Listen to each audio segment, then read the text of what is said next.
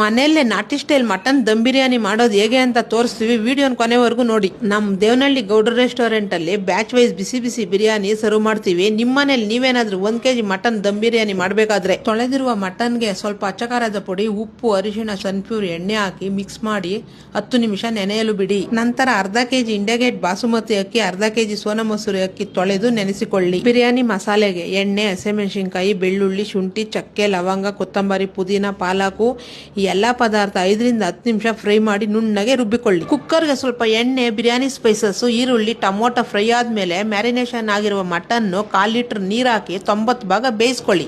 ನಂತರ ಬಿರಿಯಾನಿ ಪಾತ್ರೆಗೆ 100 ಗ್ರಾಂ ಎಣ್ಣೆ, 50 ಗ್ರಾಂ ತುಪ್ಪ, ರುಬ್ಬಿರುವ ಮಸಾಲೆ ಹಾಕಿ ಫ್ರೈ ಆದ ಮೇಲೆ 90 ಭಾಗ ಬೇಯಿಸಿದ ಮಟನ್ನು, ನೆನೆಸಿದ ಅಕ್ಕಿ, 2 ಲೀಟರ್ ಬಿಸಿ ನೀರು ಹಾಕಿ ರುಚಿಗೆ ಉಪ್ಪು 10 ನಿಮಿಷ ಬೇಯಿಸಿ ಕೊತ್ತಂಬರಿ ಹಾಕಿ ಸಣ್ಣ ಉರಿಯಲ್ಲಿ ದಮ್ ಹಾಕಿದರೆ ನಿಮ್ಮ ದೇವನಹಳ್ಳಿ ಗೌಡ್ರ ರೆಸ್ಟೋರೆಂಟ್ ಅಲ್ಲಿ ಮಾಡೋ ಮಟನ್ ದಮ್ ಬಿರಿಯಾನಿ ನಿಮ್ಮ ಮನೆಯಲ್ಲೂ ಸವಿಯಲು ರೆಡಿ.